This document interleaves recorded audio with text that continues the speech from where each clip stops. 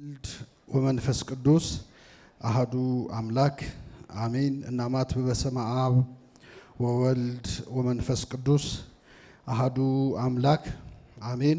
በስመ አብ ወወልድ ወመንፈስ ቅዱስ አሐዱ አምላክ አሜን።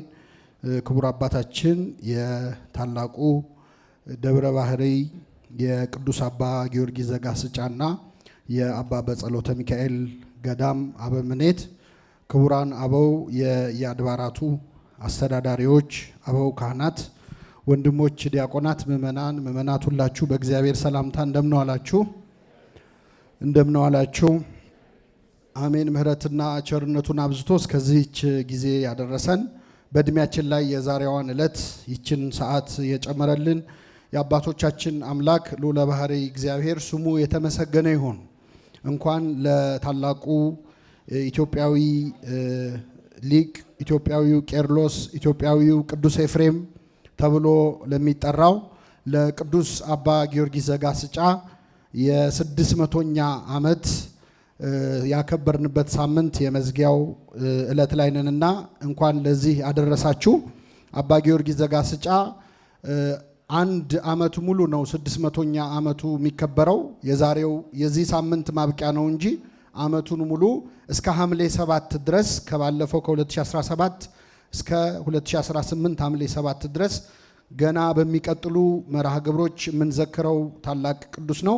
ከቅዱስ አባታችን አባ ጊዮርጊስ ዘጋስጫ በረከት ረድኤት ያሳድርብን።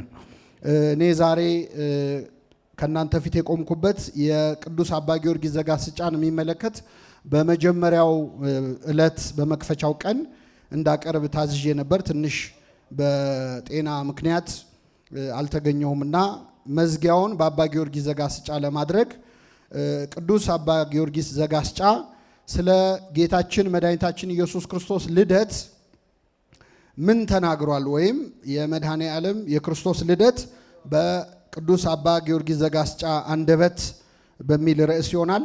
እግዚአብሔር አምላካችን በቀሪው ጊዜ ከመካከላችን እንዲሆንልን፣ እንዲያስተምረን፣ እንዲመክረን የእርሱ ቅዱስ ፈቃድ ይሁንልን።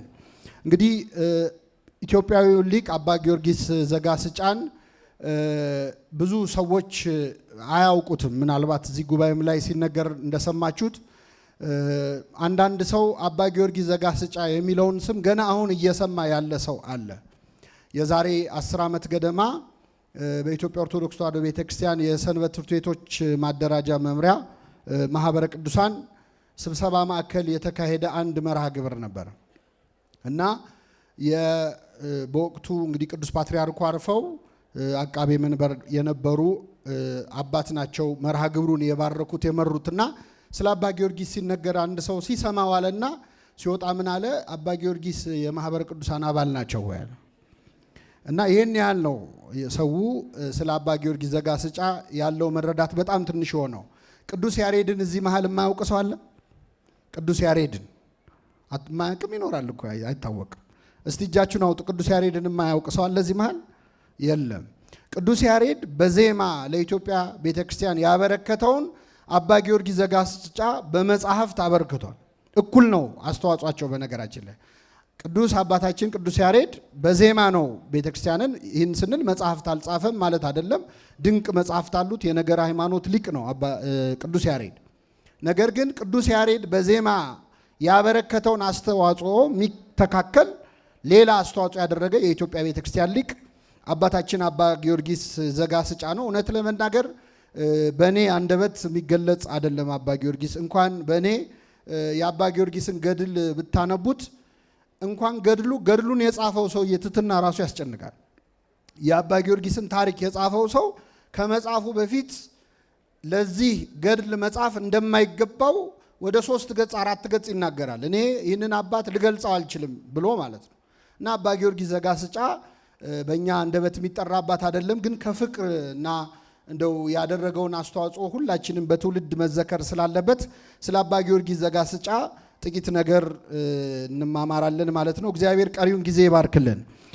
አባ ጊዮርጊስ ስለ ክርስቶስ ልደት የተናገራቸውን ነገሮች ለመረዳት በመጀመሪያ 3 ነገሮችን መረዳት ይኖርብናል። ያን ካልተረዳን የአባ ጊዮርጊስን ጽሑፎች የአባ ጊዮርጊስን ድርሰቶች፣ መጽሐፍት፣ ምስጋናዎች ለመረዳት በጣም እንቸገራለን። የመጀመሪያው ነገር ከሶስት ነጥቦች አንጻር ነው። አባ ጊዮርጊስን ለማወቅ መጀመሪያ እነዚህን ሶስት ነገሮች ማወቅ አለብን። ከዛ በፊት ግን በተለይ አንድ ሰው መጽሐፍ ቅዱስን በደንብ የማያውቅ ከሆነ የአባ ጊዮርጊስ ዘጋስጫን መጽሐፍት ባያነብ ይመረጣል። እንግዲህ አባ ጊዮርጊስ የምናውቃቸው ድርሰቶች አርጋኖነ ድንግል እጅግ በጣም የሚወደው እመቤታችንም የበለጠ የወደደችለት ከሌሎቹ ድርሰቶቹ ጾሞ ጸልዮ አስፈቅዶ የደረሰው አርጋኖን የተባለው መጽሐፍ አለ። መጽሐፈ ምስጢር ከሱ ዘመን ቀድመው የተነሱ የብዙ መናፍቃንን ክህደት ድል የነሳበት እጅግ በጣም ጥልቅ ነገር ሃይማኖት የጻፈበት መጽሐፈ ምስጢር የምንለው መጽሐፍ አለ። ሌሎቹም መጽሐፍት አሉ። ሰዓታት የምንቆመው ሰዓታት አለ። በጣም ብዙ መልክዓ መልኮች እንደ መልክዓ ሕማማት አይነት በጣም ብዙ የለመናቸው ጸሎቶች የአባታችን የአባ ጊዮርጊስ ዘጋስጫ ስራዎች ናቸው። አባ ጊዮርጊስን ለመረዳት ግን አንድ ሰው በመጀመሪያ መጽሐፍ ቅዱስን በደንብ ማወቅ አለበት። ቢያንስ ንባቡን ማለት ነው፣ ትርጓሜውን ሳይሆን መጽሐፍ ቅዱስ ንባቡን፣ ታሪኮቹን ካልተረዳ ከአባ ጊዮርጊስ ጋር ለመግባባት በጣም ይቸገራል። ምናልባት አርጋኖን ለምሳሌ እዚህ መሃል የጸለየ ሰው ይኖራል፣ ለአንድ ቀንም ለሁለት ቀንም ትንሽ ዘለግ ስለሚል አንዳንድ ሰው ይቸገራል። አርጋኖንን ለመድገም እኮ ቆሞ ለመጸለይ ይከብዳል። ቁጭ ብለን ብንጸልየው ብናነበው በጣም የምንማርበት ነው። አንዳንድ ሰው ደግሞ አርጋኖን የጀመረ አያቋርጥም። ይህን የሰይጣን ይመስለኛል እችን አይዲያ ያመጣ። አንዳንድ ጸሎቶች ከተጀመረ ከተቋረጠ መጥፎ ነው የሚባል ነገር የለም። አንደኛ ሁላችንም ጸሎት እናቋርጣለን። መቼ መልሱልኝ? ስንሞት እናቋርጣለን። ከተጀመረ አይቋረጥ የሚባል ጸሎት የለም። የሆነ ጀምረው ያቋረጥከው እንደሆነ የሆነ ነገር ያደርግሃል የሚባል ነገር የለም። እንዳይደገሙ እንዳይጸለዩ ሰይጣን የሚሰራው ሴራ ነው። እና አርጋኖንን ስታነቡ ብዙ ነገሮች ግራ ሊገቧችሁ ይችላሉ። ስለ እመቤታችን የተናገረ ይመስላል። ስለ ክርስቶስ ልደት የተናገረ ይመስላል። አባ ጊዮርጊስ ድንግል ማርያምን ለማመስገን የተወደደ ልጇን መድኃኒታችን ኢየሱስ ክርስቶስን ለማመስገን ከኦሪት ዘፍጥረት እስከ ዮሐንስ ራእይ ያሉ ሰዎችን በሙሉ ያነሳል። የታሪክ ገጠመኞችን ሁሉ ያነሳል። እያንዳንዱን ሰው እያነሳ ከአዳም አንስቶ እስከ ምጽአት ድረስ በብሉያትና በሐዲሳት መጻሕፍት የተጻፉ ሰዎችን በሙሉ ያነሳል። ሰዎችን ብቻ አይደለም፣ ቦታዎች ያነሳል። በጣም የሚያስደንቅ የጂኦግራፊ ወይም የመልክዓ ምድር እውቀት አለው አባ ጊዮርጊስ። ስለዚህ በጣም ብዙ ቦታዎች ያነሳል። በጣም ብዙ እጽዋት ያነሳል። በጣም ብዙ አይነት የዛፍ አይነቶች፣ የእጽ አይነቶች፣ የቅጠል አይነቶች ያነሳል። በጣም ብዙ የድንጋይ አይነቶች ያነሳል። የማዕድናት አይነቶች ያነሳል። እና ምንድን ነው የተማረው ብሎ ግራ እስኪጋባ ድረስ ሰው አባ ጊዮርጊስ የማይገባበት የማያነሳው ነገር የለም። ስለዚህ አባ ጊዮርጊስን ለመረዳት ሰው በመጀመሪያ መጽሐፍ ቅዱስን መረዳት አለበት። ማንኛውንም እኔ ድሮ መጽሐፍ ቅዱስ መጽሐፈ ሰዓታት ከመጽሐፍ ቅዱስ አንጻር፣ አርጋኖን ከመጽሐፍ ቅዱስ አንጻር ብለን እንደው ጀስቲፋይ ለማድረግ እንሞክር። ይሄ ካለማወቅ የመጣ ነገር ነው። እራሱ መጽሐፍ ቅዱስን ነው ወደ ሌላ የጸሎት መጽሐፍ የቀየሩት።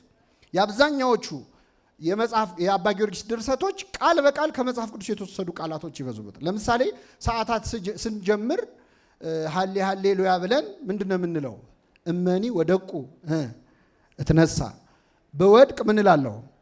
እነሳለሁ። ትንቢተ ሚልክያስ ምዕራፍ 8 ቁጥር 2 ላይ ነው ያለው። ጠላቴ ሆይ በወድቅ እነሳለሁ ወእመኒ ሆርኩ ውስተ ጽልመት እግዚአብሔር ያበርህ ሊተ። ቃል በቃል ትንቢተ ሚልክያስ ነው የሚያነሳው። ከዛ አባ ጊዮርጊስ በትንቢተ ሚልክያስ ይጀምርና መዝሙረ ዳዊት ላይ ይሄዳል።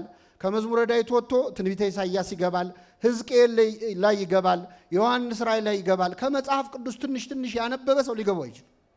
በነገራችን ላይ በጣም ብዙ ሰዎች መጽሐፍ ቅዱስን ሲታወቅ ሃይማኖት የሚቀየር የሚመስላቸው ሰዎች አሉ። አይደለም። ሰው መጽሐፍ ቅዱስን በደንብ ካወቀ ይችን ኦርቶዶክሳዊት ቤተክርስቲያን በደንብ ያውቃታል። አንዳንድ ሰዎች አሁን መጽሐፍ ቅዱስ ማንበብ ሲጀምር ፕሮቴስታንት ሆንኩ የሚሉ ሰዎች አሉ። አንድ ሰው መጽሐፍ ቅዱስ ማንበብ ሲጀምር ልክ ነው። መጽሐፍ ቅዱስ ማንበብ ሲጀምር ፕሮቴስታንት ይሆናል። አንብቦ ሲጨርስ ኦርቶዶክስ ይሆናል። ከጨረሰው ማለት ነው። ስትጀምር ግን ሳይንስም በነገራችን ላይ ሳይንስ የጀማመረ ሰው ኤቲስት ለመሆን እድል አለው። የጀማመረ ሰሞን ማለት ነው።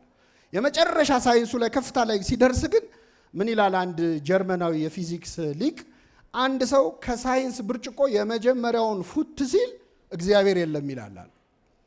ልክ የኦሾ መጽሐፍን 3 ገጽ ያነበበ ሰው ማለት ነው። ፉት ሲል ፍልስፍና ያወቀ ሳይንስ ያወቀ ሲመስለው እግዚአብሔር የለም ይላል። ጠጥቶ ሲጨርስ የብርጭቆ የመጨረሻው ቦታ ላይ ሲደርስ ግን እግዚአብሔርን ያገኘዋል። ልክ እንደዛው መጽሐፍ ቅዱስን የጀማመርክ ቀን ይሄ ባይብሊካል አይደለም፣ ይሄ ብሉይ ኪዳን ላይ ያለ፣ ይሄ አዲስ ኪዳን ላይ ያለ ትላለህ። አንብበው ስትጨርስ ግን አባ ጊዮርጊስ እየተናገረበት ያለው ኤክስፕሬሽን ራሱ የተወሰደው ከመጽሐፍ ቅዱስ መሆኑን በደንብ ትረዳለህ። ይህንን በዝርዝር እንመለከታለን። 3 ነገሮች ናቸው። የመጀመሪያው አንክሮ በሉ እስኪ። ኦርቶዶክሳዊነት ማለት አንክሮ ነው። በቀደም ዕለት መጋቢ ሃይማኖት ቀሲስ ዶክተር አንዱዓለም ዳግማዊ ስለ አንክሮ ወይም ስለ ማድነቅ ሲናገሩ ነበር። ኦርቶዶክሳዊነት ማድነቅ ላይ ያተኮረ ነው። አብዛኛው የኦርቶዶክስ ቤተክርስቲያን የጸሎት መጽሐፍት፣ የቅዳሴ መጽሐፍት አንክሮ ያበዛሉ፣ ማድነቅ ላይ ያበዛሉ። በተለይ ክርስቶስን በተመለከተ ስለ ማድነቅ ነው ማውራት ያለብን እንጂ ልናብራራው የምንችለው አምላክ አይደለም። ስለዚህ አብዛኛው ጸሎቶቻችን፣ ምስጋናዎቻችን እናውቀዋለን ብለን ስለሱ ከመናገር ይልቅ አለማወቃችንን መዘመር የተሻለ ነው። አፖፋቲክ ቴዎሎጂ እና ካታፋቲክ ቴዎሎጂ የሚባሉ ነገሮች አሉ። አፖፋቲክ የሚባለው የኛ የምስራቃውያኑ ነገረ መለኮት ነው። ምንድነው? እንዲህ ነው እግዚአብሔር ከማለት ይልቅ ያልሆነውን መናገር ይቀልለናል። ለምሳሌ ኪዳናችንን ስትሰሙ የማትመረመር አንተን ምንም አትል፣ የማትመረመር የማትነገር። ይሄ ማለት እግዚአብሔርን መግለጽ ሲያቅትህ መግለጽ አለመቻልህን በመናገር ትገልጸዋለህ። ስለማይነገር ስጦታው ማን ይመስገን?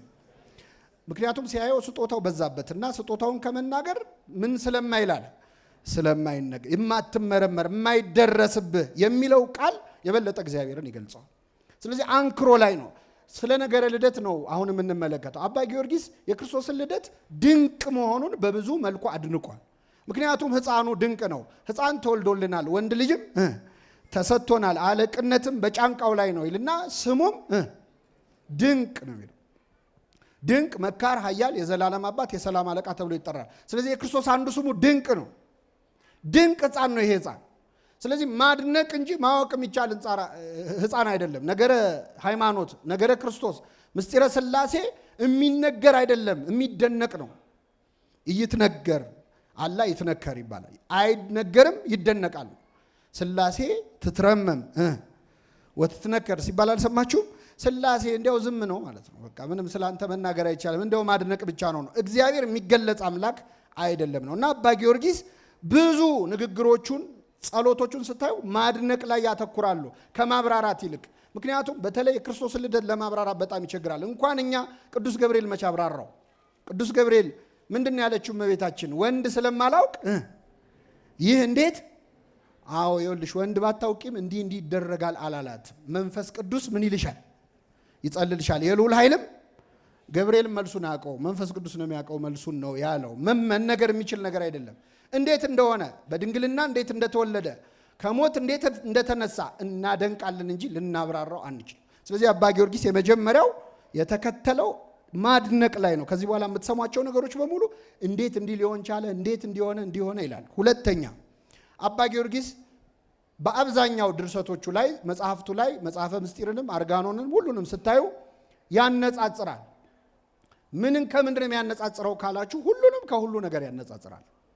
ብሉይን ከሐዲስ ያነጻጽራል። ሰማይን ከምድር ያነጻጽራል። ሰዎችን ከመላእክት ያነጻጽራል። የክርስቶስን ቀዳማዊ ልደቱን አሁን ከተወለደው ልደት ጋር ያነጻጽራል። ቅድመ ዓለም ከአብ የተወለደውን ከድንግል ማርያም ከተወለደው ጋር ያነጻጽራል። እያንዳንዱን የአባ ጊዮርጊስን ጽሑፍ ስታዩት የሆነን ነገር ከሆነ ነገር ጋር ማነጻጸር ልማዱ ነው። ይሄ የአጻጻፍ ስልቱ ነው ማለት ነው። ሶስተኛው የአባ ጊዮርጊስን ድርሰት ለመረዳት ቢሆንና ባይሆን የሚል አገባብ አለው አባ ጊዮርጊስ። እስቲ ቢሆን በሉ እና ባይሆን፣ እንዲህ ቢሆንስና እንዲህ ባይሆንስ ብሎ መጻፍ የአባ ጊዮርጊስ ዘጋስጫ የመጀመሪያ የስነ ጽሑፍ መንገድ አይደለም። ምናልባት አንዳንድ ሰው እንዲህ ባይሆን ኖሮ ተብሎ ሲነገር ይሄ ሚር ስፔኩሌሽን ነው፣ ዝም ብሎ ባይሆን ከሆነ በኋላ ባይሆን ማለት ምን አስፈለገ ብለው የሚናደዱ ሰዎች አሉ። መጽሐፍ ቅዱስ ግን እንደዛ አይልም። ለምሳሌ እግዚአብሔር ከኛ ጋር ባይሆን ኖሮ ይላል። እግዚአብሔር ከኛ ጋር ባይሆን ኖሮ ይበል እስራኤል ይላል። ወሶባ እኮ እግዚአብሔር ምስሌነ፣ እግዚአብሔር ከኛ ጋር ባይሆን ይባላል። ባይሆን ኖሮ እንዲህ ባረጉን ነበር፣ በዋጡን ነበር፣ በሞትን ነበር፣ ለጥርሳቸው ንክሻ ያላደረገን እግዚአብሔር ይመስገን ይልና እግዚአብሔር ከኛ ጋር ባይሆን ኖሮ ብሎ ነው የሚጨርሰው። ባይሆን ተብሎ መናገር የመጽሐፍ ቅዱስ ልማድ ነው። ባይሆን ኖሮ ሌላ ልጨምርላችሁ። እግዚአብሔር ዘርን ምን ባይልልን ኖሮ ባያስቀርልን ኖሮ ከመሰዶም እምኮነ ወከመገሞራ እመሰልነ እንደ ሰዶም በሆን እንደ ገሞራ ምን ባይል ኖሮ ዘር ባያስቀር ይሄ ባይሆን ኖሮ ነው። ቢሆን ኖሮም ደግሞ ተብሎ ይወራል። አዎ ይወራል። ይሄም የክርስቶስ አነጋገር ነው። ወዮልሽ ኮራዚን፣ ወዮልሽ ቤተሳይዳ፣ ባንቺ የተደረገ ትምህርትና ታምራት በሰዶምና በገሞራ ተሰብኮላቸው ቢሆን ኖሮ ይላል ምን ባሉ ነበረ? ንስሐ በገቡ ነበር። በፍርድ ቀን ግን ከናንተ ይልቅ ለሰዶምና ለገሞራ ይቀልላቸዋል። ባይሆን ኖሮና ቢሆን ኖሮ የመጽሐፍ ቅዱስ አነጋገር ነው። አባ ጊዮርጊስ ይህን ስለሚያውቅ የሚያወራው እንደ መጽሐፍ ቅዱስ ነው። ስለዚህ ብዙ ድርሰቶቹ ላይ ብዙ ንግግሮቹ ላይ ቢሆንም ባይሆንም ታገኛላችሁ። ዛሬ ወደ 4 የሚሆኑ ነጥቦች ማነሳላችሁ። አባ ጊዮርጊስ ዘጋስጫ በክርስቶስ ልደት ላይ በተለይ ከመጽሐፈ ምስጢርና ከመጽሐፈ አርጋኖን የተወሰደ ቅኝት ነው።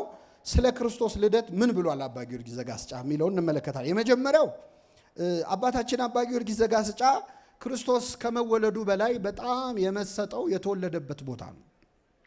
የተወለደበት ቦታ ላይ በጣም ብዙ ንግግሮች አድርጓል። የተወለደው የት ነው ክርስቶስ አላችሁ? የተወለደው የት ነው? በቤተልሔም። በጠቅላላው ግን ምድር ላይ ነው የተወለደው አይደል? የተጸነሰው በሰማይ ነው በምድር ነው? በምድር ነው፣ በሰማይ አይደለም። አባ ጊዮርጊስ ዘጋስጫ ገብርኤልን ልኮ ድንግል ማርያምን አብስራት ብሎ ካበሰራት በኋላ እዚያው በገሊላ ናዝሬት ክርስቶስ ተጸነሰ የሚለውን ነገር እዚህ ባይሆን ኖሮ ብሎ በጣም ጽፏል። ለምንድን ነው ገብርኤልን ይዛሃትና ያላለው? ፈጣሪ ነው ወደ ፍጡር መምጣት ያለበት ወይስ ፍጡር ነው ወደ ፈጣሪ መምጣት ያለበት? የሚገባው ለእኛ ነበር አይደል? ስለዚህ ገብርኤል ወይ ሂድና ይዛሃትና ኤልያስን ነጥቃችሁ ይዛችሁ ኑ ተብለው እንደተላኩ በእሳት ሰረገላ እንደወሰዱ ለምንድን ነው በኤልያስ ሰረገላ አስጭኖ ወደ ጽርሐ አርያም ወስዶ እዛው ጽርሐ አርያም ላይ እንድትጸንሰው ለምን አላደረገም? እንደዛ ቢሆን ኖሮ ይላል መወለዱን ባላየን ነበረ፣ ከኛ መካከል ባልሆነ ነበረ። በኪሩብ ሰረገላ ላይ ወልዳው ቢሆን ኖሮ ይላል እዛው በሰማያት በእሳት ሰረገላ መሃል ወልዳው ቢሆን ኖሮ ድንግል ማርያም ሕፃን ተወለደልን ወንድ ልጅም ተሰጠን ብለን ለመዘመር እንችል ነበር?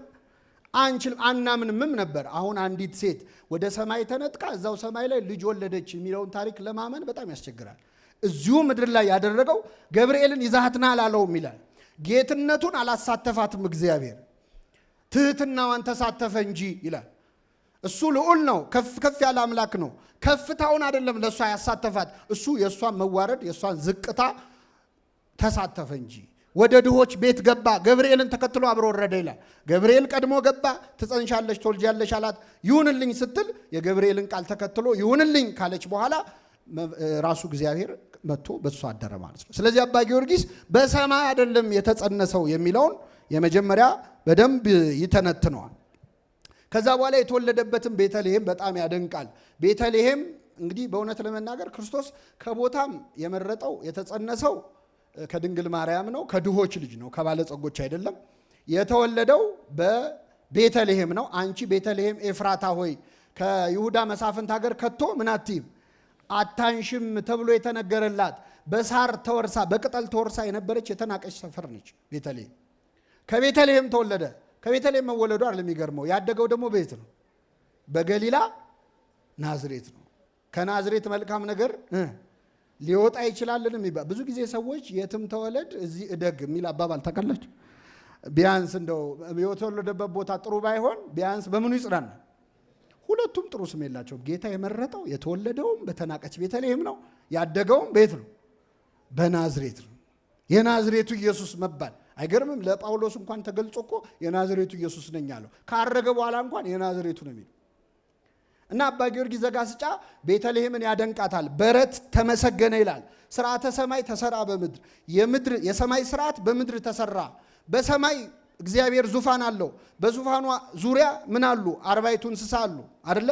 የሰው የአንበሳ የላምና የንስር መልክ ያላቸው 4 ኪሩቤል በሰማይ አሉ። በምድር ላይ ግን በ4 ኪሩቤል ፈንታ 4 ባህርያተ ሥጋ ሆኑ ይላል። ሥጋን እንደ ዙፋን አድርጎ ተቀበለ። ሁለተኛ በ40 እንስሳ ፈንታ ይላል በሁለት ድርሰቱ። በአንደኛው ቦታ በመጽሐፈ ምስጢር ላይ በ4 እንስሳ ቦታ 4 ባህርያት ይላል። አርጋኖነ ድንግል ላይ ደግሞ የለም በ4 እንስሳ መሃል ፈንታ አህያና ላም ዮሴፍና ሰሎሜ ዙሪያውን ከበውታል እንደ 40 እንስሳ። በሰማይ ያለው በቤተልሔም በረት ውስጥ ተከናወነ ይላል። በሰማይ ጨረቃ፣ ፀሐይ፣ ከዋክብት አሉ። በፀሐይ ፈንታ ስሜን ለምትፈሩ ለእናንተ የጽድቅ ፀሐይ ትወጣላችኋለች የተባለ መድኃኔዓለም ክርስቶስ ታየ። በምን ፈንታ? በፀሐይ ፈንታ። ምስራቅ ድንግል ማርያም ናት፣ ፀሐይ ክርስቶስ ወጣ። በጨረቃ ፈንታ ድንግል ማርያም ሶሊያና ትባል የለ ሴሊኒ ጨረቃ ማለት ነው በግሪኩ። ድንግል ማርያም በጨለማው ብሉይ ኪዳን ያበራች ስለሆነች ማለት። ስለዚህ ጨረቃ የተባለች ወላዲት አምላክ ነች። ከዋክብት የተባሉ በከዋክብት ፈንታ ደግሞ መላእክት ተገለጹ፣ ዘመሩ ብሎ በቤተልሔም የነበረውን ነገር ያለ አባ ጊዮርጊስ ዘጋስጫ በነገራችን ላይ ሲጽፍ እንደነበረ እየተመኘ ነው። ምን ነው እዛ ቤተልሔም በሆንኩኝና በዛ መዝሙር ላይ በተሳተፍኩ ይህችን ገሊላዊት ድንግል ጥላዋ ያረፈበትን ቦታ እስመው ዘንድ ማን በፈቀደልኝ፣ ጫማዋን እሸከም ዘንድ ማን በከፈለኝ ይልና ለነገሩ ባልኖርም ኖር ያለው ይላል። ባልኖርም ብያለሁ ኖር ያለው፣ በስጋ አልነበርኩም በመንፈስ ግን አለው ይላል። በአካል አልነበርኩም በሃይማኖት ግን በእምነት ግን አለው ይላል። በረከቱን ያሳድርብን እና አባ ጊዮርጊስ ዘጋስጫ ብዙ የጻፈበት ርዕሰ ጉዳይ መጀመሪያው ክርስቶስ የተወለደበትን ቦታ ነው። በሰማይ አለመሆኑን ያደንቃል። ሁለተኛ በበረት ውስጥ መሆኑን፣ በረት ተመሰገነ፣ ቤተልሔም ሰማይን ሆነች፣ ያቺ የበረቱ ስፍራ ጽርሐ አርያምን መስላለች ይላል። ከዛ ያነጻጽራቸዋል እዛ የተወለደውንና እዚህ የተወለደውን ልደት። የሚገርማችሁ እንግዲህ ክርስቶስ ዓለም ሲያበቃ ወይም በዓለም ፍጻሜ ይመጣል አይመጣም? ይመጣል። ይህንን ምጽአት ምን ምጽአት ብለን ነው የምንጠራው? አይሰማም። ዳግም ምጽአት ነው። ዳግም ምጽአት ካለ ከሱ የቀደመ ምጽአት አለ የለም? አለ። መቼ ነው የመጀመሪያው ምጽአት? አሁን ሁለተኛ ይመጣል ስንል መጀመሪያ መጥቷል ማለት ነው አይደል? መቼ ነው የመጣው? ሲወለድ ነው። በዳግም ምጽአት ሲመጣ እንዴት ነው የመጣው? የሚመጣው በዳግም ምጽአት ታዩታላችሁ፣ አይዟችሁ። በነገራችን ላይ ሲወለድ አናይም፣ አላየንም። ሲሰቀል አላየንም፣ ሲነሳ አላየንም። ምጽአት ግን ሀጥም ሞንክ ጻድቅም ሞንክ ታያለ አታይም? ታያለ፣ ትነሳለ። አነሳስ ለምንም ይሁን ማለት ነው እግዚአብሔር ለክብር ያስነሳል። ለምንም ተነሳ ታየዋለ። ዓለም የወጉት ሁሉ ምን ይሉታል? ያዩታል። ያኔ ሲመጣ ብቻውን አይደለም የሚመጣው። ከነማን ጋር ነው? ከአእላፋት መላእክቱ ጋር። የቀዳማዊ ምጽአቱ የልደቱ ቀን ግን ወደ ድንግል ማርያም ሲመጣ አራቱን እንስሳት ይዟቸው አልመጣም ማለት። ኪሩቤልን ይዟቸው አልመጣም። ለምን? ትፈራ ነበረ። አንዲት የ15 ዓመት ብላቴና በመላእክት ታጅቦ በግርማው ቢመጣባት ትፈራለች። ስለዚህ ድምፅ ሳይሰማ በትህትና ነው ወደ እሷ የመጣው ብሎ አባ ጊዮርጊስ ይናገራል። በዚያ ያለ እናት አባት አለው ይላል እግዚአብሔር አብን። በዚህ ያለ አባት እናት አለው። በዚያ ገብርኤል በፍርሃት ይቆማል። እኔ በእግዚአብሔር ፊት የምቆመው ማን ነኝ? ገብርኤል ነኝ ያለው ገብርኤል በፍርሃት ይቆማል። እዚህ ግን የምስራች ይናገራል ገብርኤል። በሰማይ እኮ ደስ ሲበላቸው አይልም ብዙ ገብርኤል ይፈራል፣ ይርዳል፣ ይንቀጠቀጣል። እሷ ፊት ግን መጥቶ በምስራች ይናገራል። እዚያ ሊቃነ መላእክት ሊቃናት የተባሉ 24ቱ ካህናተ ሰማይ ዕጣን ያጥኑለታል። እዚህ ግን ሰባ ሰገል ወርቅ፣ ዕጣን፣ ከርቤ እጅ መንሻ አድርገው ይሰጡታል። እዚያ መብረቅ ነው በዙሪያው ያለው ይላል። መባረቅት ናቸው የከበቡት። እዚህ ግን እንስሳት ናቸው ትንፋሻቸውን እፍ የሚሉበት ይላል። በዚያ የእሳት ዙፋን አለው፣ በዚህ ግን የድንጋይ በረት ውስጥ ተኝቷል ብሎ ያመሰግናል ማለት ነው። እና የመጀመሪያው አባ ጊዮርጊስ በድርሰቱ ስለ ጌታ ስለተወለደበት ቦታ ይናገራል። ሁለተኛው ልደቱን ያደንቃል። የጌታን ልደት በጣም አባ ጊዮርጊስ ዘጋስጫ መወለዱ ያስገርመዋል። የተወለደበት ቦታ ያስገርመዋል። የተወለደበት ሁኔታ ያስገርመዋል። ከሌሎች ልደቶች ጋር ያነጻጽራል። ቅድም እንዳልኳችሁ አንክሮና ንጽጽር የአባ ጊዮርጊስ ዘጋስጫ የጽሁፍ ስልት ነው ብለናል አይደል? ስለዚህ ያደንቃልም ያነጻጽራል። ለምሳሌ እንመልከት። 3 ልደቶችን ያነሳል። እንግዲህ አባ ጊዮርጊስ 3 ነገር ማለት ይወዳል። 3 ልደት፣ 3 ደጆች፣ 3 እንደዚህ 3 ነገሮች ይወዳል። ይሄ ቲሪዮ የሚባለው ቅድም ሲዘምሩ አልሰማችሁም? አንቺ የወርቅ መቅጃ ነሽ፣ እኔ ምን ያልኩ ነኝ? የተጠማው ነኝ፣ ልጅሽ የህይወት ውሃ ነው። ትሪያንግል ነው እየሰራ የሚመጣው። እኔ እንዲህ ነኝ፣ አንቺ እንዲህ ነሽ፣ እሱ እንዲህ ነው። እኔ እንዲህ ነኝ፣ አንቺ እንዲህ ነሽ፣ እሱ እንዲህ ነው እያለ ረጅም ነው የሚጽፈው አባ ጊዮርጊስ። አንድ ነገር ከያዘ እስከሆነ ድረስ ይወርደዋል። ስለዚህ ይሄ ሶስትዮሽ በጣም በአባ ጊዮርጊስ ስነ ጽሁፍ ውስጥ እናገኛለን። 3 ልደቶች ያስገርሙኛል አለ። 3 ልደቶች። የመጀመሪያው አዳም ከመሬት የተወለደው ልደት ነው አለ። አዳም የተወለደው ከምንድን ነው? ህትምት ከሆነች ማለት ከታተመች ሳይቆፈር ነው የተወለደው። ስለዚህ ከታተመች ምድር አዳም መወለዱ ይገርመኛል። ሁለተኛ ሔዋን ከማን ነው የተወለደችው? መልሱልኝ። ከአዳም ጎን ነው። ስለዚህ የሔዋን ከአዳም ጎን መወለድ ይገርመኛል። ሶስተኛው ልደት አዳምና ሔዋን የወለዱት የመጀመሪያ ልጃቸው ማን ነው? ቃየል ነው። ቃየል ደግሞ እንደ ሁላችንም በሩካቤ የተወለደ ነው። እነዚህ ሶስት ልደቶች ይደንቁኛል፣ ግን ሶስቱም አልጠቀሙኝም ይላል። አዳም ከመሬት ቢወለድ ምን ጠቀመኝ? ጭራሽ ተወልዶ እኔንም የልጅ ልጆቹንም ለሲኦል ዳረገን። ስለዚህ ብዙም አልጠቀመኝም ይላል። ሁለተኛው ልደት የማን ነው? የሔዋን ነው። ሔዋንስ ብትሆን መች ጠቀመችኝ ይላል። እሷም ከአዳም ጎን ወጣች፣ ዕፀ በለስን በልታ በላች፣ ለድቀታችን ለሞታችን ምክንያት ሆነች። ይህም ብዙ አልጠቀመኝም ይላል። እኔን የጠቀመኝ ልደት የቃየልም አይደለም ይላል። ቃየል እንኳን እኔን ሊጠቅም ራሱንስ መች ጠቀመ? የገዛ ወንድሙን ምን አደረገው? ገደለው። ከሶስቱ ልደቶች ይልቅ ግን የልጅሽ ልደትን የጠቀመኝ ይላል። በድንግልና ጸንሰሽ በድንግልና የወለድሽው ከእህቱም አዳም ከታተመ መሬት እንደተወለደ ከታተመ ድንግልናሽ የተገኘው ልጅሽ ይላል። አዳም ብቻውን ከጎኑ ሔዋንን እንዳስገኘ ብቻሽን ያስገኘሽው ክርስቶስ የማኅፀንሽ ፍሬ ይላል። ክርስቶስ በነገራችን ላይ የማኅፀንሽ ፍሬ መባል የሚገባው ለሱ። የማኅፀን ፍሬ ክርስቶስ ብቻ ነው። ቅዱስ ጳውሎስ ስለ ድንግል ማርያም ብዙ አልተናገረም ይላሉ አንዳንድ ሰዎች። እኔ ልንገራችሁ፣ እግዚአብሔር ከሴት የተወለደ ልጁን የዘመኑ ፍጻሜ በደረሰ ጊዜ ላከ ይላል አይደል? ገላትያ 4 ላይ የዘመኑ ፍጻሜ በሉ እስኪ በደረሰ ጊዜ ከሴት የተወለደ ልጁን ላከ። እስቲ ከሴት የተወለዳችሁ አንዴ እጃችሁን አውጡ። ከሴት የተወለዳችሁ ይቅርታ፣ እኔ ከሴት አይደለም የተወለድኩት፣ ከሴትና ከወንድ ነው። እኔ ከሴት ብቻ የተወለደ አለ እዚህ ባይ? ከሴት የተወለደ የሚለው ስም የሚገባው ለማ ብቻ ነው? ብቻዋን የወለደች ሴት ድንግል ማርያም ብቻ ነች። የማኅፀንሽ ፍሬ መባል የሚገባት ማለት ነው። የማኅፀን ፍሬ ይባላል እንደው ሴቶች እንዳይከፋቸው እንጂ የማኅፀን ብቻ ፍሬ እንዳልሆነ ሰይጣንም ሰውም እግዚአብሔርም ያውቃል። የማኅፀን ፍሬ መባል የሚገባው ለማን ብቻ ነው? ለክርስቶስ ብቻ ነው። ስለዚህ አባ ጊዮርጊስ ዘጋስጫ ሔዋንም ብቻውን ከጎኑ ያስገኛት ከአዳም የተወለደችው ልደት አልጠቀመኝም፣ ለእኔም ተረፈኝ። ቃየል እንኳን ለእኔ ሊጠቅም ለብዙዎች ጥፋት ምክንያት ሆነ፣ ልጅሽ ግን በልደቱ ጠቀመኝ ይላል። አባ ጊዮርጊስ የሆኑ ነገሮች ያነሳና የጠቀመኝ የለም ብሎ እያነሳ ይጥላቸዋል። ከብሉይ ኪዳን ይጀምራል። ለምሳሌ ደም የሚል ቃል ከያዘ መጽሐፍ ቅዱስ ላይ ያሉ የፈሰሱ ደሞች በሙሉ እያነሳ ይሄ አይጠቀመኝም እያለ ያስቀምጣል። ለምሳሌ ቃየል ወንድሙን አቤልም ምን አደረገው? ገደለው። እስቲ ይሄ ደም ይጠቅመኛል ብሎ አየው አባ ጊዮርጊስ። ያየውና አልጠቀመኝም፣ የወንድሙን ይከሳል ጭራሽ አለ። የአቤል የደሙ ድምፅ ምን ይላል? ይጮሃል፣ ወንድሙን ይከሳል። ስለዚህ ይሄ እንኳን ለእኔ ለወንድሙ የማይጠቅም ደም ነው ብሎ አስቀመጠው። ናቡቴ ደግሞ አለ ርስትን ላለመቀማት ብሎ የአባቶቼን ርስት አልሰጥም ብሎ ይሞታል ነበር። የናቡቴን ደም ደግሞ አየውታል፣ ምንም አልጠቀመኝም አለ። ደግሞ እዛ የኦሪት ድንኳን ውስጥ የፈሰሱት የእንስሳት የላም ፍየል ደሞችን ደግሞ እያነሳ ያያል። ከነዚህ መሃል አንድም የጠቀመኝ የለም፣ እኔ የጠቀመኝ የልጅሽ ደም ብቻ ነው ይላል። የእኔ የዕዳዬ ከፋይ የልጅሽ ደም ብቻ ነው፣ ሌሎች ደሞች ፈሰው ቀሩ እንጂ ምንም አልጠቀሙም ይላል እና ልደትን ከልደት ያነጻጽራል። ሶስት ነገር ባለው ውስጥ አንደኛው ይሄ ነው። ሁለተኛ ሶስቱን ደጆች ያልከፈተ የአብን ልጅ አደንቀዋለሁ ደግሞ ይላል። ስንቱን ደጆች? ሶስት ደጅ ያልከፈተ። አንደኛው ከድንግልና ከመቤታችን ሲወለድ የማኅፀኗን ማኅተም ምን አላለውም? አልከፈተውም። ሁለተኛ ከመቃብር ሲወጣ የተዘጋውን መቃብር ምን አላለም? አላስከፈተም። ሶስተኛ ሐዋርያት በዝግ ደጅ ፈርተው ተሰብስበው አልነበረ እና በተሰበሰቡበት በሩን ቢያንኳኳም እንደማይከፍቱ አውቆ ጌታ መቼስ ይከፍቱለታል፣ ፈርተው አይደል የዘጉት። ስለዚህ እንደማይከፍቱ አውቆ በሩን ሳያስከፍት ገባና ሰላም ለእናንተ ይሆናላቸው እና ሶስቱን ደጆች ያልከፈተ የእግዚአብሔር አብን ልጅ አደንቀዋለሁ። ግን ሁለቱ ብዙም አይገርሙኝም ይላል። ያው አንስቶ ሲጥል ማለት ነው። ያነሳና ያውና ይጥላቸዋል። ከተዘጋ መቃብር ወጣ የሚለው እኔ ብዙም አይገርመኝም ማለት። ምክንያቱም ጉድጓድ ገብቶ የወጡ ሰዎች ሌሎች አሉ።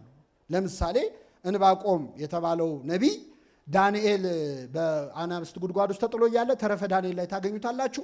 መልአከ እግዚአብሔር ቅዱስ ሚካኤል ጸጉሩን ይዞ የተዘጋው ጉድጓድ ውስጥ አስገብቶ ምግብ አብልቶት ዳንኤልን ይዞት ወጥቷል። ስለዚህ ከዚህ በፊት ስላየሁት ብዙ አልደነቅ።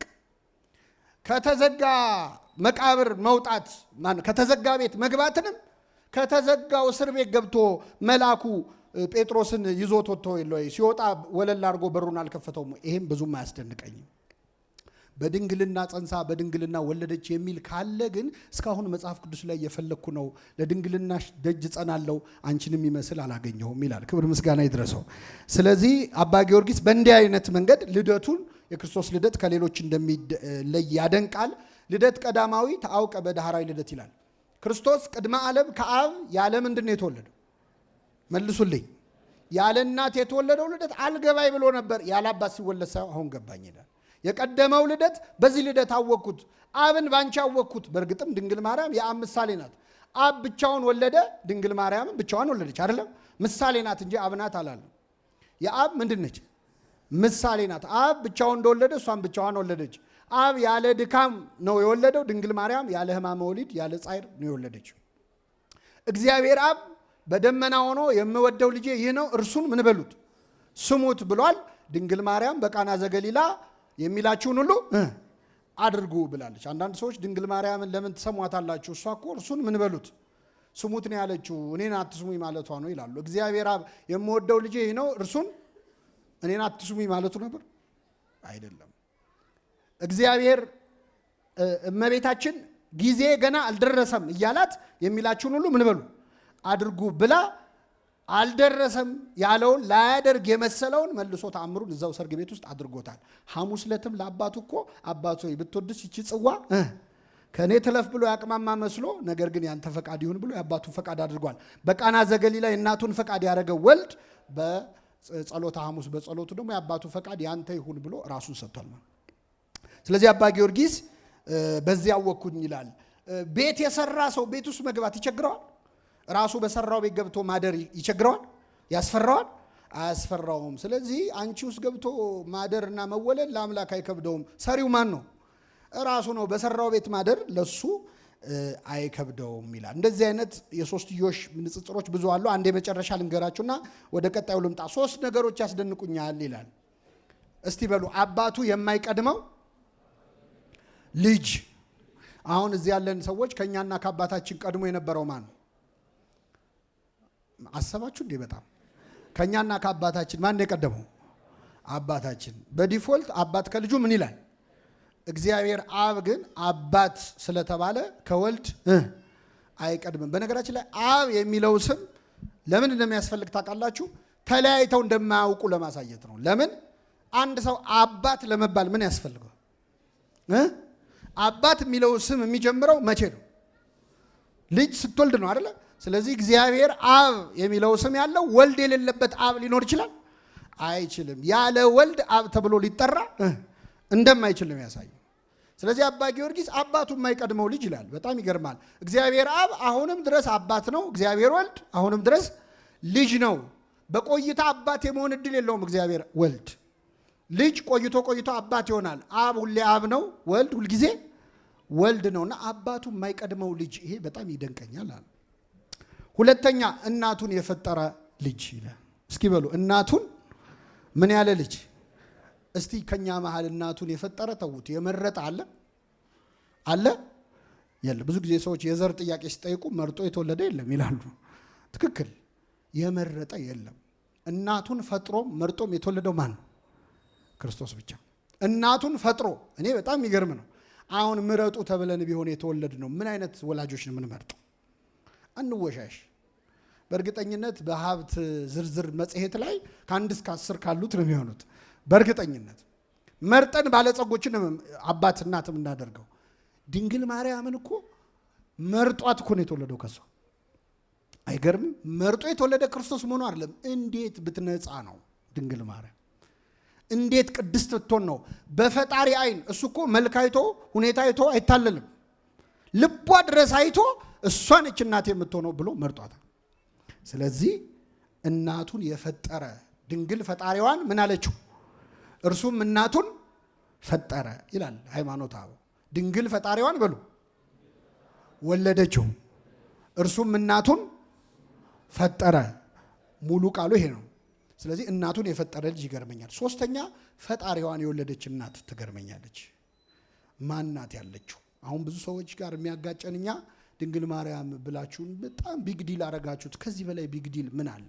ሌላ ፈጣሪዋን የወለደች ሴት ያሳዩንና እናቆማለን። ሌላ ካለች ሰፈራችኋለች? አለ ታይቶ ተሰምቶ የማያውቅ ነው። እናቱን የፈጠረ ፈጣሪዋን ምን ያለች የወለደች። አባ ጊዮርጊስ በማድነቅ ይነዳል። ሶስተኛው የተወለደውን ሕፃን ያደንቀዋል። ክርስቶስን አባ ጊዮርጊስ በጣም ይገረምበታል። እንግዲህ የጌታችን ልደት ሕፃንነት ላይ ብዙ ቅዱሳን አባቶቻችን አድንቀዋል። ሕፃን መሆኑ ያስገርመናል። አምላክ ሕፃን መሆኑ፣ ከሕፃንነት ሰው መሆኑ፣ መጀመሪያ ሰው ከመሆን በላይ በነገራችን ላይ መዋረድ የለም። እስቲ አሁን እዚህ ያላችሁ ሰዎች ወደ ሆነ እንስሳ እንድትቀየሩ ተወስኗል ብሎ አንድ መልአክ መጥቶ ቢነግራችሁ ምረጡ እንስሳውን ብትባሉ ምንድን ነው የምትሆኑት? አበሻ በእርግጠኝነት አንበሳ ነው ያው። ጊዮን ሆቴል አንበሳ ግቢ ነው ያው። ሁላችሁ ትንሽ ዝቅ ካለ ነብር። ማን ነው ሸለምጥማጥ መሆን የሚፈልግ? አይጥ ምናምን መሆን የሚፈልግ የለም። ከእንስሳም ከብረን ማለት መርጠን ደህና እንስሳ ነው መርጠን። ለፈጣሪ ሰው መሆን ማለት እኮ ለእኛ እንስሳ ከመሆን የበለጠ መዋረድ። ምን ትውቱ ንዴት ዘንበለ ከዊነ ሰብ። ሰው ከመሆን በላይ መዋረድ ምን አለ? ለእግዚአብሔር ሰው መሆን ይገርመናል። ሰው ከመሆኑ በላይ ደግሞ ሕፃን መሆን። ብዙ ሰዎች ክርስቶስ ማስታወስ የማይፈልገው የልጅነት ታሪክ ያለው ይመስል የልጅነቱ ታሪክ እንዲተረክ አይፈልጉም። ቶሎ ወደ መስቀሉ ሂዱ ይላሉ። እንደ ጌታ መሰቀል ከሆነ ዓላማው በ30 ዓመቱ መጥቶ 3 ዓመት በደንብ አስተምሮ ተሰቅሎ ማድረግ ይችላል አይችልም? ልጅነቱ ምን አመጣው? ጉዳይ ስላለው ከተጸነሰ ጀምሮ ድህነታችን ይጀምራል። ስለዚህ የሚናቅ አይደለ። ሕፃን መሆኑ በጣም ያስገርመናል። እሱ ሕፃን መሆኑ አይገርማችሁም? እግዚአብሔር ሰማይንና ምድርን የዘረጋው አምላክ እጆቹን ይዛ ድንግል ማርያም የመጀመሪያ እርምጃዎቹን እየዳኸ ሲሄድ እኮ የመራችው እመቤታችን ነች። እስቲ አስቡት። ፈጣሪን ና ብሎ እንደ ሕፃን ማቀፍ። ሁላችሁም ሕፃን አቅፋችሁ ታውቃላችሁ። ክርስቶስን ማቀፍ እንዴት ያለ ነው! በነገራችን ላይ አረጋዊ መንፈሳዊ ክርስቶስ ሕፃን እያለ የማይጠገብ ሕፃን ነበረ። በመሰረቱ ሕፃን እንዲሁ አይጠገብም። ክርስቶስ ሲሆን አስቡት። የማይጠገብ ሕፃን ነበር እና ሰዎች ይናጠቁት ነበር። የዮሴፍ ልጆች ይናጠቁት ነበር። ጎረቤቶች ይናጠቁት ነበር እና አረጋዊ መንፈሳዊ በራእይ አየ የዮሴፍን ቤት እና ክርስቶስ በሕፃን እጁ የዮሴፍን ቤት ግርግዳ እንዲህ እያደረገ እየነካ ሲሄድ ታየው። የዮሴፍን ቤት ግርግዳውን ስመው ዘንድ ማን በሰጠኛል? ምን ነው እዛ ቤት በተገኘው። ሕፃኑን ክርስቶስን ይሻሙት ነበረ። እናቱ እባካችሁ ኧረ መልሱልኝ እስክትል ድረስ አምጡት ልጄ ነው እንዳትል ሕፃን ተወልዶልናል። ወንድ ልጅም የሁላችንም ልጅ ነው፣ የእሷ ብቻ አይደለም። ስለዚህ እናጠቁት ነበር። ይህንን ሕፃን አቅፋ ከሐዘኗ ያልተጽናናች ማናለች ይላል። ክርስቶስን ያቀፉ ጥልቅ ሐዘን ያለባቸው ሕፃኑን ክርስቶስ ሲያቅፉት ይጽናኑ ነበር። እንደውም ቅዱስ ኤፍሬም ደግሞ ምን አለ? አንተ ሕፃን ወይ ሰዎች ስራ እንዲሰሩ የፍቅርህን ማሰሪያ ፍታላቸው ይላል። እባክህ አንተም የድሃ ልጅ ነህ፣ መስራት አለብህ፣ ከወዲሁ ተማር ስራ ይላል። ስራ ተማር፣ የፍቅርህን ማሰሪያ ፍታላቸው። ማንም ሊተወው አይሻም ነበር ክርስቶስ። እና አባ ጊዮርጊስ ሕፃንነቱን በጣም ያደንቃል። ካደነቀው ነገር አንዱ የመጀመሪያው ሕፃናትን የሚስል ሰዓሊ ሕፃናትን በማህፀን የሚስላቸው አምላክ ራሱ ተሳለ ሕፃን ሆኖ መሳሉ ይገርመኛል አለ። ሁለተኛ ሙሴ ከድንጋይ ላይ ከአለት ላይ ውሃ አፍልቆ የለ እሱ ደግሞ ለሚጠጣው ከእናቱ የድንግልና ወተትን አፈለቀ ይለ። ወልዳ አይደለም ወተት የተገኘው ከሷ ወተት አፈለቀ ለራሱ። ምን አይነት ሕፃን ነው! የሚጠጣውን የሚያፈልቅ ሕፃን ሳይ ይገርመኛል ይላል። ከዚያ ደግሞ አፉን እስኪፈታ የቆየው ጊዜ ይገርመዋል አባ ጊዮርጊስ። አረ ሲጀመር ተጸንሶም ያለበት ስንትን 275 ቀናት ይላል አባ ጊዮርጊስ። አስባቸው ጌታ ሆይ እነዛን 275 ቀናት በእናት ማህፀን የቆያቸውን አስብና ማረኝ ይላል፣ ይለምነዋል። ከዛ ከተወለደ በኋላ እንዴት ነው አፉን የፈታው? አፉን እስኪፈታ ያለው የተኮላተፈበት ጊዜን ሲያስበው ይጨነቃል። የሕፃንነትን ስርዓት እንዳያጎድል አፉን የሚፈታበት ዘመን እስኪፈጸም ድረስ ጥቂት እያለ በዕብራይስጥ ልሳን ሲናገር ኖረ ይላል። በጥቂቱ አደገ ክርስቶስ። በነገራችን ላይ እኛ በጥቂቱ ማደግ የሚባል ነገር አንወድም። ባዮሎጂካሊ ብንወድም ባንወድም የምናድገው በምንድን ነው? በጥቂት ነው። ግን በጥቂቱ ማደግ እኮ አይፈልግም ሰው። በአንድ ቀን መክበር ነው አይደል? ችሎታው ኖሯቸው አሁን እኛ የታክሲ ሰልፍ እንኳን በስነ ስርዓት እንሰልፋለን። ነፍሰ ጡር ነኝ፣ ሆዴን አሞኛል፣ የኔ አስቸኳይ ነው። እንደኛ ሰልፍ የሚያበላሻል እንደ ኢትዮጵያ መቼስ ባህላችን ነው አንዱ። ሰልፍ አንወድም፣ ያቁነጠንጠናል። ቀስ ማለት ኮኔክሽን ያለው ስልጣን ያለው ሰው ዘመድ ያለው ሰው ሰልፉን ረግጦ ሄዶ ጉዳዩን ቶሎ መጨረስ ነው የሚፈልግ። ክርስቶስ ማድረግ ይችላል አይችልም? ግን ቀስ በቀስ አደገ እንደ ሕፃናት። ቀስ በቀስ አደገ። አባ ጊዮርጊስ ይህን ያደንቃል። ተኮላተፈ። ከዛስ አፉን ከፈታ በኋላ ደግሞ ፊደል ሊማር ቁጭ አለ። ክርስቶስ ፊደል ሊማር መቀመጡን አባ ጊዮርጊስ ለሙሴ በሲና ተራራ ላይ በጽላት ላይ በጣቶቹ የጻፈው እሱ መሆኑን እያሰበ ነው የሚገረመው። ለሙሴ 10ቱ ትእዛዛትን በጣቱ የጻፈው አምላክ ፊደል ሊማር ቁጭ አለ። ያውቀዋል እኮ። አሁን እኛ የምናውቀውን ነገር መቼስ ሰው እናስጨርሳለን። እንኳን ልንማር የሆነ ታሪክ እንኳን ሲጀመር መጨረሻውን አውቀዋለሁ ነው ምን ነው አይደል? እያወቀ ቁጭ ብሎ ተማረ። በጣም የመጨረሻ ላይ ያነሳው አባ ጊዮርጊስ የክርስቶስ ሕፃንነት ላይ ምንድን ነው ይሄ? በእውነት ለኛ እንዴት ትምህርት መሰላችሁ? በባቢሎን ቋንቋን የበተነ እርሱ ይላል። በባቢሎን የዓለምን ቋንቋ የበታተነው ማን ነው? እሱ ነው። በሰናኦር ሜዳ አንድ ዕብራይስጥ ነው ሲናገር የኖረው ይላል።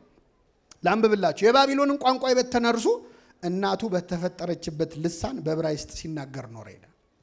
እስኪ በሉ እናቱ በተፈጠረችበት ቋንቋ። በጣም ደስ የሚል ነው። ማዘር ታንግ የመጣው ከዚህ ነው መሰለኝ። እናቱ የተፈጠረችበት ቋንቋ፣ አንድ ቋንቋ። ክርስቶስ የዓለምን ቋንቋ ያውቃል ያውቅ? ስንት ቋንቋ ተናግሮ ሄደ? እኛ አንድ ሁለት ቋንቋ ብንችል ቢያንስ አትሊስት ሳንል እንላለን። እኔ በጣም ይገርመኛል። ገበሬዎች ጋር ትንሽ የተማረ ሰው ይሄድና ግራ አጋብቷቸው ይሄን እንግሊዘኛ የተወሰኑ ተርሞች አሉ። ምንድነው አንዱ ኤንጂኦ ሄዶ ፈንድ አለ፣ ምን ፈንድ የሚባል ኤንጂኦ ነውና ፈንዱ እንዲያረግላቸዋል፣ ፈንዱ እንዲያረግላቸዋል፣ በፈንዱ ብዙ። ከዛ አንዱ ገበሬ ተነሳና ካለፈነዳን አይሰጠንም ወይ? እኛ ትንሽ የምናውቀው ቋንቋ መከራ ነው የምታሳየን። ይጠፋናል። እንግሊዘኛውን አንችለውም፣ ግን አማርኛ ይጠፋናል። ክርስቶስ የዓለምን ቋንቋ እያወቀ በስንት ቋንቋ ተናገረ? በአንድ ቋንቋ። ለሐዋርያት ስንት ቋንቋ ሰጣቸው? 72። በእኔ የሚያምን እኔ የማደርገውን ያደርጋል፣ እውነት እላቸዋለሁ ከዚያም በላይ ያደርጋል። እሱ በቃሉ ፈወሰ፣ በጥላው አልፈወሰም። ክርስቶስ በጥላው ፈወሰ አይደል? ሐዋርያቱን ግን ጥላቸው እንዲፈውስ አደረገ። ጴጥሮስ ጥላው ፈወሰ። የሰው ጥላ ይፈውሳል እንዴ? ጥሩ እኮ አይደለም። ራሱ የታመመ ሰው ቤት ጥላ ምን ጥላ ነው የሚባል? የሰው ጥላ ጥሩ አይደለም አይደል? ግን የጴጥሮስ ጥላው ፈወሰ። ለምን ፈወሰ? ፀሐይ ጽድቅ ክርስቶስ አረፈበታ። ክርስቶስ ሲያርፍበት ጥላ ይፈውሳል። የጴጥሮስ ጨርቁ፣ የጳውሎስ ጨርቁ ፈወሰ። ክርስቶስ ጨርቁን ሰጥቶ አልፈወሰም። ከሱ በላይ እንዲያደርጉ አደረጋቸው። አባ ጊዮርጊስ ነው የሚለው ይሄን አባ ጊዮርጊስ። ስለዚህ ሕፃኑን ያደንቃል። ከምእመን እስከ ዲያቆን እስከ ንፍቀ ዲያቆን አናጉንስጢስ እያንዳንዱን የቤተ ክርስቲያን የክህነት ማዕረጋት በሙሉ ክርስቶስ አልፏል ይላል። ይህ ሕፃን ይገርመኛል። እንደ ምእመን ቁጭ ብሎ ሲማር አገኘሁት በቤተ መቅደስ። ከአይሁድ መምህራን እግር ስር ቁጭ ብሎ ሲማር አገኘሁት። ከዛስ እንደ አናጉንስጢስ እንደ አንባቢያን ደግሞ ቤተ መቅደስ ገብቶ ምኩራብ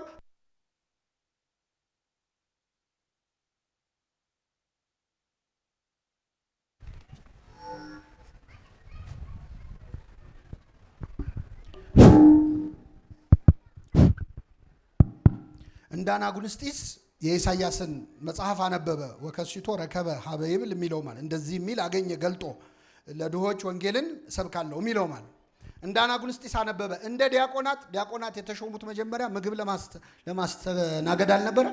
እንደ ዲያቆናት ደግሞ 5 እንጀራና 2 ዓሣ አበርክቶ ህዝቡን ምን አለ?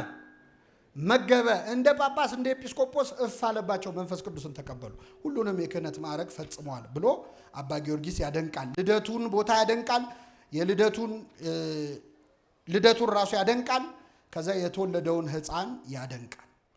ሶስተኛ ጠቅለል አድርገን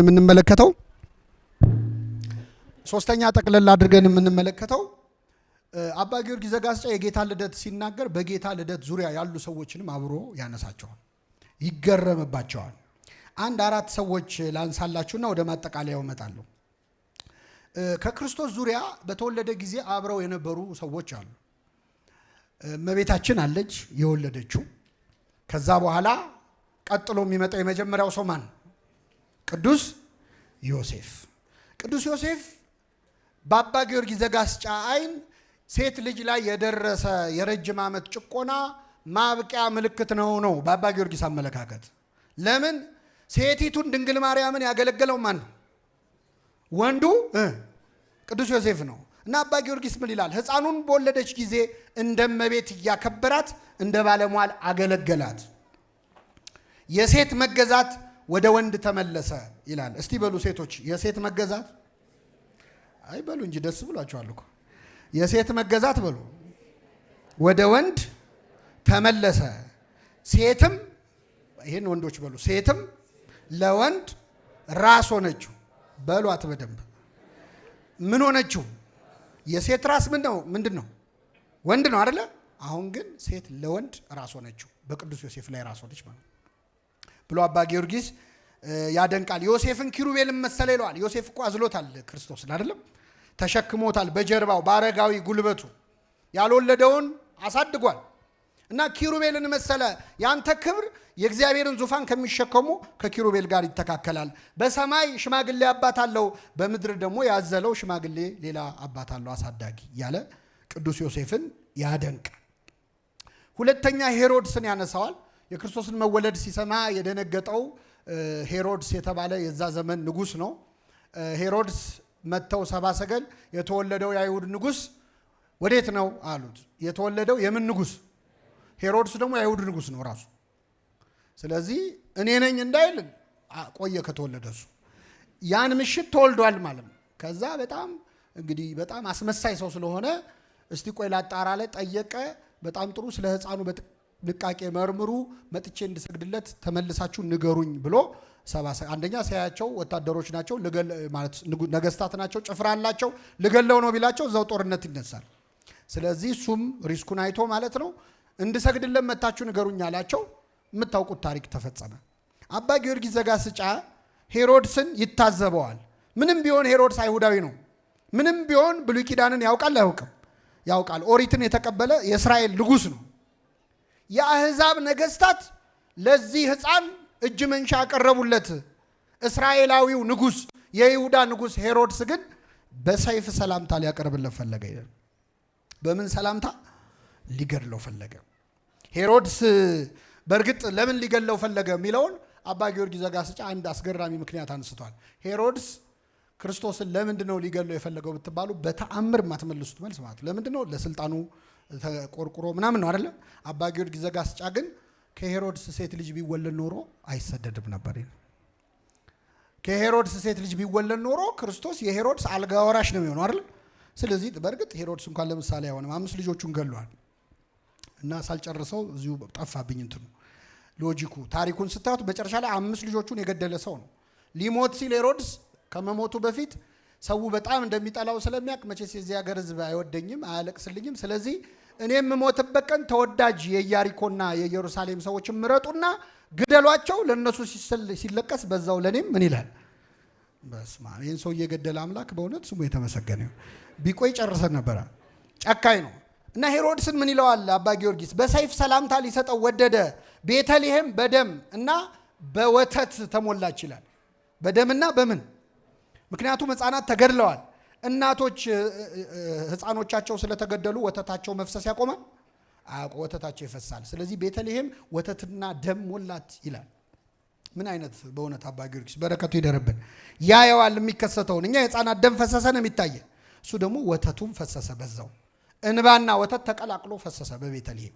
ሄሮድስ ነፋስን ሊዘጋ ሞከረ በቤቱ ይላል። ክርስቶስን ማለት ነው። ነፋስን ዘግቶ በር ሊቆልፍበት ሞከረ። እንዴት ሰው ነፋስን ሊዘጋበት ይሞክራል? ፀሐይን በእጁ ሊጨብጥ ሞከረ። ማን ነው ፀሐይን መጨበጥ ተሳክቶለት የሚያውቀው? እያለ የሄሮድስን ሁኔታ ያደንቃል። ሶስተኛው አባ ጊዮርጊስ ዘጋስጫ የተቀደሰ ኑፋቄ። እየሰማችሁ ነው? የተቀደሰ በሉ እስኪ ኑፋቄ ወይም የተቀደሰ ጥርጥር የሚለዋል። አሁን የክህደት ወይም የመጠራጠር ክህደት እንኳን መጠቅልሎ መካድ ነው። መጠራጠር ግን ያው ከፍሎ ማመን ማለት ነው። እና የተቀደሱ 2 መጠራጠሮችን አያለው ይላል።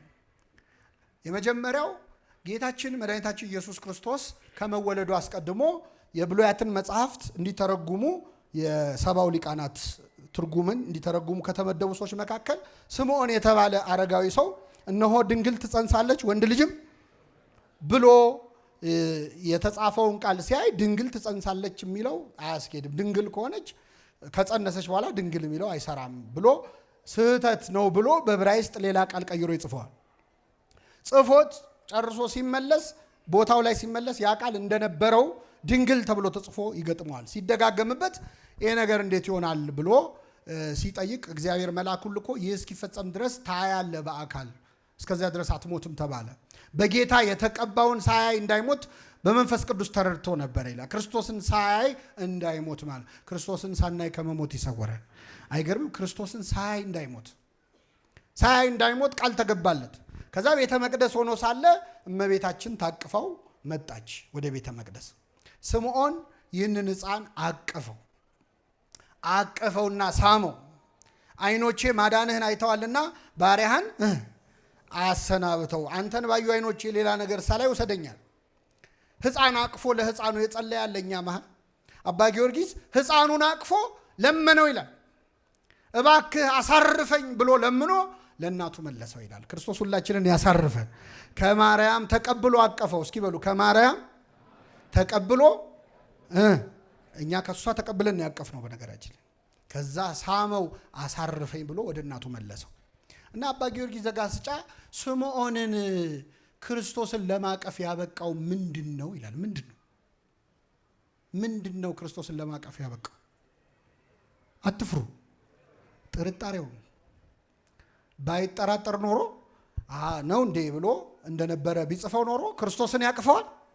አያቅፈውም። እንዴት አይነት የተቀደሰ ጥርጣሬ ነው! አባ ጊዮርጊስ እንዲህ ይላል፣ ጥርጥሩ በደል ሆኖ አልተቆጠረበትም። ኢሳይያስ ስለ እርሱ ትንቢት የተናገረለትን ስሙ አማኑኤል የተባለን ሕፃን ወደ ማቀፍ አደረሰው እንጂ ወንድሞቹን ያስካደ። ሌላም ጥርጥሩ የጠቀመው ሰው አውቃለሁ አለ። ቶማስ ሐዋርያው ጌታ ተነስቷል ሲሉት አላምንም አለ።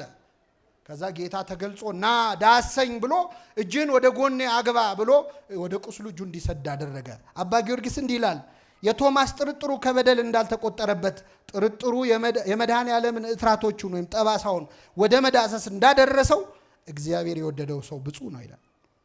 እግዚአብሔር የወደደው ሰው ብፁዕ ነው። ቁስሉ አይመረቅዝም፣ ጠባሳውን አይጸየፈውም። ኃጢአቶቹን በእግዚአብሔር ፊት አይታሰብበትም። ኃጢአቱ ያልታሰበችበት ሰው ምን ያለ ነው? የተመሰገነ ነው ይላል። አንዳንድ ጥርጣሬዎች እግዚአብሔርን ወደ ማወቅ ያደርሳሉ። በሁላችንም ልብ ውስጥ የሚመጣ ብዙ ጥርጣሬ አለ። ጥርጣሬያችንን የቶማስና የስምዖን ጥርጣሬ ያደርግልን። የበረከት ጥርጣሬ ወደ እግዚአብሔር የሚያቀርብ እና ስምዖን አቀፈው ይላል። በጣም የሚገርም ነገር ላንብብላችሁ። በእውነት ስምዖን አቀፈው። ስምዖን የኦሪት ካህን ነው። ክርስቶስ የእግዚአብሔር በግ ነው። አይደለም? ነው አይደለም? የወንጌል መስዋዕት አለ። ክርስቶስን እኮ ነው የአዲስ ኪዳኑ በግ። ክርስቶስን የኦሪቱ ካህን ተሸከመው። ስምዖን አረጋዊው ማለት ተሸከመው። እንዳይሰዋው ጊዜው ገና አልደረሰም። በጉ አሁን አይደለም የሚሰዋው። ስለዚህ ወደ እናቱ መለሰው ይላል እና አባ ጊዮርጊስ ስምዖንን ሆኖ ቤተ መቅደስ ውስጥ ከሱ ጋር ይሆናል። የመጨረሻ እመቤታችንን ከእናቲቱ ጋር አባ ጊዮርጊስ ብዙ ይነጋገራል። አባ ጊዮርጊስ ስለ እመቤታችን የሚናገረውን ነገር ለመረዳት አንድ ቅድም እንዳልኳችሁ መጽሐፍ ቅዱስ ማንበብ፣ ሁለተኛ እመቤታችንን የማይወድ ሰው ሊገባው አይችልም። ቅዱስ ያዕቆብ ዘስሩግ ያለው አንድ ነገር አለ። አንዳንድ ሰዎች በቃ እኛና እሷ አንድ ነን እኩል ነን አይነት ስሜት እህታችን ናት ብለው ከክርስቲያኖች አንዱ ሊያረጓት ይሞክራሉ። ድንግል ማርያም እሷ ለአምላክ ምኑ ነች? እኛ ምኖቹ? እህት ወንድም፣ አክስትና አጎት ልንሆን ማለት ነው። እግዚአብሔር ያሳያችሁ። ለእግዚአብሔር እናት ተብላ ለእኛ እህቴ ናት ማለት ድፍረት ነው። ከክርስቲያኖች እንዳንዱ ሊያረጓት መጀመሪያ ጌታን የተቀበለችው እሷ ነች ይላሉ። እንዳንተ ኮንሰፕቱን አይደለም የተቀበለችው፣ ጸንሳው ነው እኮ በማዕፀኗን ያደረው የወለደችው እሷ ነች። እና ልክን ካለማወቅ የሚመጣ ድፍረት አለ። ቅዱስ ያዕቆብ ዘስሩግ ምን ይላል? ጆሮው ለማይሰማ ሰው ምንም ጆሮው የማይሰማ ከሆነ በነጎድጓድ ድምፅና በሹክሹክታ መሃል ምንም ልዩነት የለም፣ ያው ናቸው። ስለዚህ ድንግል ማርያምና እኛ ያው ነች የሚል ሰው ጆሮው ላይ ነው ችግሩ። መረዳት አለብን። አይኑ ለማያይ ሰው በሻማ መብራትና በፀሐይ መሃል ምንም ልዩነት የለም። ፀሐይ በራች፣ ሻማ በራ፣ ያው ነው። መብራት አንድ ነው። ይሄም መብራት ያም መብራት ይላል። እሷም ሰው እኛም ሰው ይላል። እኛ በጸሎት የምናናገረውን አምላክ እኮ ነው አቅፋ ያናገረችው። ኮንሰፕቱን አይደለም ያመነችው። ወንጌል የተፈጸመው እሷ ማህፀን ውስጥ ነው፣ ሰውነቷ ውስጥ ነው። ኤልሳቤጥ እንኳን ዮሐንስን ጸንሳ ስንት ነገር ተናገረች እኮ። የሰላምታች ድምፅ በጆሮዬ በገባ ጊዜ ጽንሱ በማህፀኔ። በእመቤታችን ማህፀን ምንድን ነው የሆነው? መናገር የማይቻል ለዛ ነው ዝም ያለችው። ዝምተኛ የሆነችው በነገራችን ላይ እመቤታችን እኛ ብትናገረው ማንሸከመው ነገር ስለሆነ እንጂ የሚነገር ጠፍቷት አይደለም። እጄን ያዙኝ አለቻቸው ይላል ሐዋርያት። በጣም ከባድ ነው ለማሰብ በእውነት ለመግለጽ እንዲህ ሆነ ብሎ ለመናገር በዚህ በስጋዊ መንፈስ ሆነ ልናየው አንችልም ስለማንሸከመው ነው። አባ ጊዮርጊስን 3 ቃላት ነገረችው። እነዚህን ቃላት አውጥተህ ብትናገራቸው ሰማይና ምድር ያልፋሉ አለችው ይላል። ምን ነገረችው አናውቅ። ትንሽ ከሷ ጋር የተነጋገሩ ይራቀቃሉ። ዮሐንስ ከሷ ጋር 14 ዓመት ቢቆይ የዮሐንስ ራእይ የዮሐንስ ወንጌል በቃ ጌታ ከደረቷ አስጠግታ ያሳደገችውን እናቱን ከደረቱ ተጠግቶ ለነበረው ለዮሐንስ ሰጠው። ስለዚህ ክርስቶስን ለማወቅ መጀመሪያ ከደረቱ መጠጋት፣ ከዛ ደግሞ ክርስቶስ ከደረቱ ወደ አስጠጋችው ወደ እናቱ ሊልክህ ይገባል። እንደዛ ነው። ወደ እሷ ቀረብ ያሉ ሰዎች እንደዚህ ነው። ዮሐንስ ድምጿን ሰማ፣ ዓለም አስጠላው። ልክ ስምዖን አይኖቼ ማዳንህን ባሪያን አሰናብት እንዳለ ጆሮው የአምላክን እናት ድምፅ ሰምቶ ዓለም ላይ ሌላ ወሬ መስማት አስጠልቶ በረሃ ገባ። ይመንናሉ የእሷ ነገር የገባቸው ሰዎች ማለት ዓለም ያስጠላቸዋል። ድንጋይ ተንተርሶ አይደለ ያን መሰላል ያየው ስምዖን ያዕቆብ። ድንጋይ መንተራስ ያስፈልጋል እሷን ለማየት በነገራችን። እና አባ ጊዮርጊስ እመቤታችንን የገለጸበት ምስጋና መጀመሪያ እሷ ይገባታል አይገባትም ምናምን አይነት ጭቅጭቅ ላይ ያለ ሰው እንዳታነቡት፣ አትድከሙ። ስግደት ይገባታል አይገባትም ብለን እንከራከራለን እኛ። እሱ ጥላዋ ያረፈበትን ቦታ እስመው ዘንድ ማን በፈቀደልኝ ይላል። ስግደቱን ተውት እና እሱ ያለበት ደረጃና እኛ ያለንበት ደረጃ በጣም ርቀት አለው። እና አባ ጊዮርጊስ ስለ እመቤታችን በጣም ብዙ ነገር ብሏል። የራሱ መልክዓ ማርያም አለው። ለዓይኖችሽ፣ ለከንፈሮችሽ፣ ለጆሮዎችሽ፣ ለእጆችሽ ብለን የምንጸለየውን ጸሎት የአባ ጊዮርጊስ ይለያል። ለምሳሌ ሁሉን የሚመግበውን ለመገቡ ጡቶችሽ ይላል። ያለ ጉጠት የእሳትን ፍም ለያዙ እጆችሽ ይላል። እግዚአብሔር እሳት ነው አይደለም? አምላካችን በእውነት የሚያቃጥል እሳት ነው ይላል ቅዱስ ጳውሎስ። የሚያቃጥል እሳት ነው። የሚያቃጥለውን እሳት አቅፈዋለች ድንግል ማርያም። በሌላ ቦታ አባ ጊዮርጊስ ምን ይላል? ላም እሳት ወለደች የሚል አባባል ታውቃላችሁ? እስኪ በሉ። ላም ምን ወለደች? ከዛስ እንዳትልሰው ፈጃት፣ እንዳትተወው ምን ሆነባት? እሳት የወለደችው ላም እመቤታችን ነች። ላም እሳት የወለደችው እሷ ነች። ሀዳስ ጣይዋ የምትባል እመቤታችን፣ አዲሲቱ ጥጃ እምቦሳ የተባለች እሳት የወለደችው ግን ስትልሰው አልፈጃትም። አቀፈችው፣ ሰውነቷ ውስጥ አደረ፣ አላቃጠላትም። አባ ጊዮርጊስ ያለ ፍም ልክ ከትንቢተ ኢሳይያስ ምዕራፍ 6 ወስዶ እኮ ነው። ሱራፊ እንኳን በጉጠት ነው አደለ ፍሙን የያዘው። ያለ ፍም እሳት ለያዘ እጅሽ ሰላምታ አቀርባለሁ። ስለ ልጅሽ መከራ ላለቀሱ አይኖችሽ እናቴ እማማ በማለት ሲጠራሽ የሚጣፍጠውን ድምፁን ለሰሙ ጆሮችሽ ይላል። በሕፃን አፍ ሲጠራት ሰምተዋለች እመቤታችን። እንዴት ነበር ድምፁ? ጆሮዋ ጋር ተጠግቶ ሲያናገራት እሱን ለሰሙ ጆሮዎችሽ ሰላምታ አቀርባለሁ። የሰውነቱን መዓዛ ላሸተቱ አፍንጫዎችሽ ይላል። አባ ጊዮርጊስ የራሱ ምስጋና አለው። የራሱ የጥቅስ ትርጓሜ አለ። ለምሳሌ የቤትህ ቅናት በላችኝ የሚሰድቡ ስድብ በላይ ወደቀ ይላል አይደል? አዎ፣ ምንድነው? ጌታችን በቤቱ በምኩራብ ሲሸጡ ሲለውጡ አይቶ የቤትህ ቅናት በላችኝ የሚሰድቡ ስድብ በላይ ወደቀ።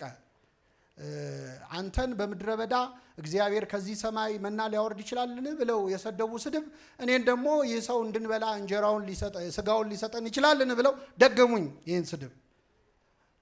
ስለዚህ ነፍሴን በጾም አስመረርኳት የሚለው ጌታ ቤተ መቅደሱን ገብቶ ሲያጸዳ የተፈጸመ ነው። አባ ጊዮርጊስ ግን ይሄ ጥቅስ ለምኩራብ አይደለም ይላል። ከድንግል ማርያም በላይ ምን ቤት አለው እግዚአብሔር ይላል። የቤት ቅናት በላችኝ ማለት እናትህን የሚሳደቡትን ስድብ ስሰማ አልቻልኩም። የሚሰድቡ ስድብ በላይ ወደቀ። እሷን መሳደብ አንተን መሳደብ ነውና ሲሰድቡ ወደቀ። በድንግልና መወለድህን ሲሰድቡ መሸከም አልቻልኩም። ነፍሴን በጾም አስመረርኳት። ይሄ አባ ጊዮርጊስ ዘጋስጫ ትርጓሜ ነው። የበኩር ልጇን እስክትወልድ ድረስ አላወቃትም። እነ ቅዱስ ጄሮም የራሳቸው ትርጉም ተርጉመዋል። አባ ጊዮርጊስ ዘጋስጫ ግን ዮሴፍ ሲያያት ህብረ መልኳ ይቀያየር ነበር።